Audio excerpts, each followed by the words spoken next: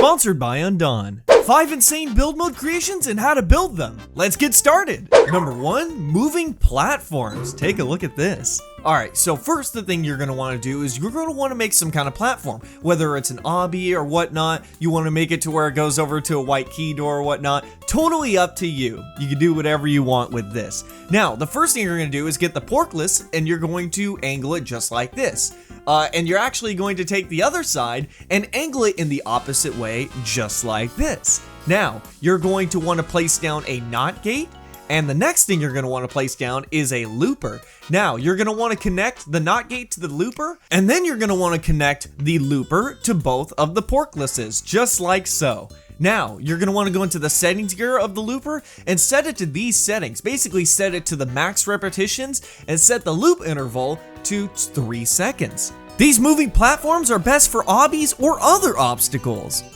Number 2, FNAF motion sensors. Before I show you the build, I want to quickly thank my sponsor, Undawn. Undawn is an open-world survival RPG taking place 4 years after a worldwide disaster. The game combines PvP and PvE modes as players fend off not just infected, but other humans in order to survive the wasteland. The way that this game immerses you yourself into the story alongside these characters that you meet and become friends with is an enjoyable experience, especially as you complete missions to help them and other shelters that you can form alliances with. Alongside the great graphics and animations for a seamless open world mobile game created in Unreal Engine 4, there's just a new level of immersion that actually surprised me when I first started playing the game. It has the most advanced character customization I have ever seen in a mobile game, and this just makes you feel even more inserted into the story. You can even upload your own photo for this too, but I was so quick at making my own character that I didn't need to.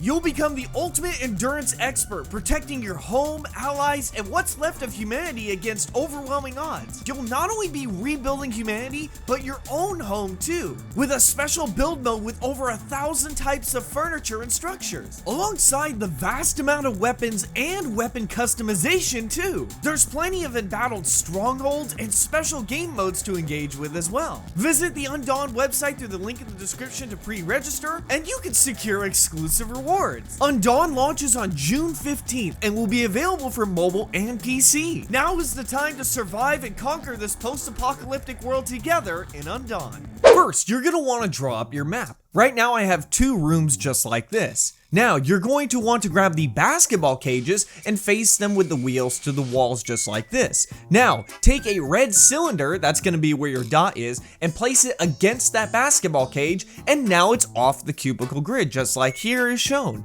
Now, you're going to want to place this and move it inside of the box hole. Now, place another cylinder directly on top of that one, and then place it into the other hole, and that one's going to be offset as well. Now, take another basketball cage and put it directly on top of the first one as seen here. Now you're going to place a white block directly on top of it just like this, and you're going to place it directly into the cubicle holes again. Make sure you do it for the other side too. Now you're going to delete those basketball cages, and this is what you should have so far. You'll be able to notice that everything is off the cubicle grid. Place 2 powered blocks directly in front like this, and we'll get back to that in just a second. Now you're going to want to build out your actual Five Nights at Freddy's rooms, and inside of each singular room, you're going to place down a touch trigger and you're going to scale it to be the exact room size. The entire thing. Oh, and I also recommend that you make it double the height too. That's very important. And this is what your room should look like so far. You can do this however you want, by the way. Now you're going to want to go over to the touch trigger settings and make sure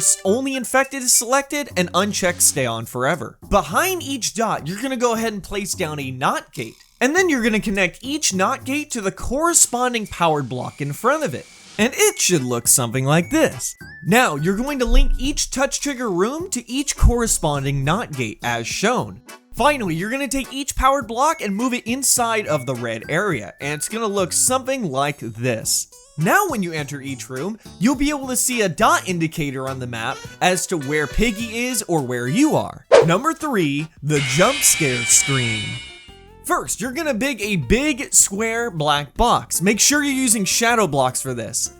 Now what you're gonna be building next is an invisible funnel. It's kind of hard to describe, but as you can see here, this is where Piggy is going to be held during the actual jump scare screen where they're gonna be shown. Now, go over and place down a light block just like this, and you're gonna go ahead and make it the color red by setting these two to 0, and then putting this brightness and this number of range. And make sure you move it directly in the bottom center too.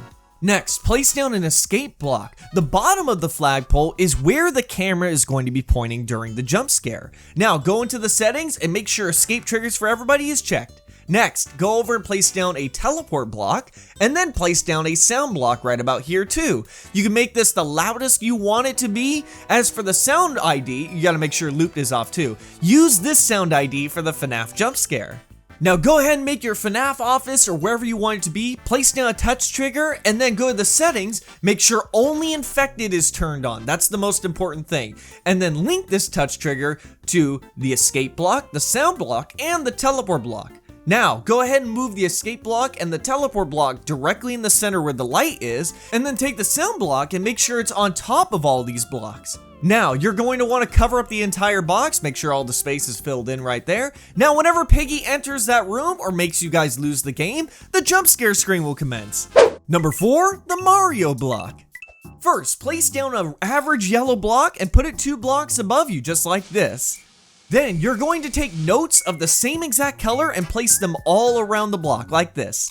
Then you're going to go to each setting and copy and paste a question mark emoji so your block looks like this.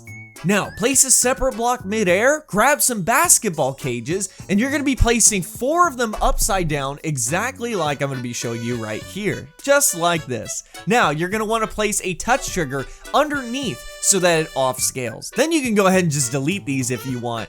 Now you're going to go into the settings, make sure anyone is set, and just make sure stay on forever is off.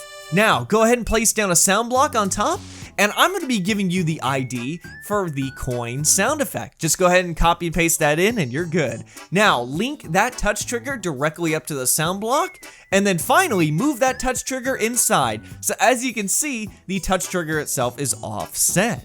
And now you can be Super Mario in Roblox Piggy. Number 5, the anti-camping vent. First, you're going to want to build your vent, and then make the roof of the vent separate for now, just like this. Then, place some lasers along the side of the wall inside the vent. Then, make sure each laser is set to only kill survivors.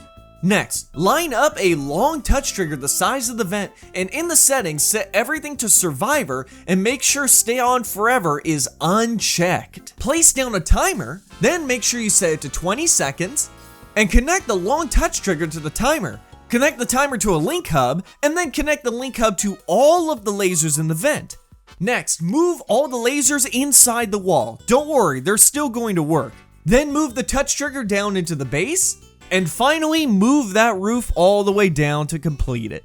When someone enters this vent, a timer will actually start, as you can see here. And if they camp in that vent too long, well, they're dead. Don't worry, the timer will reset if they leave, however, of course. Want more quick and quality Roblox content? Subscribe.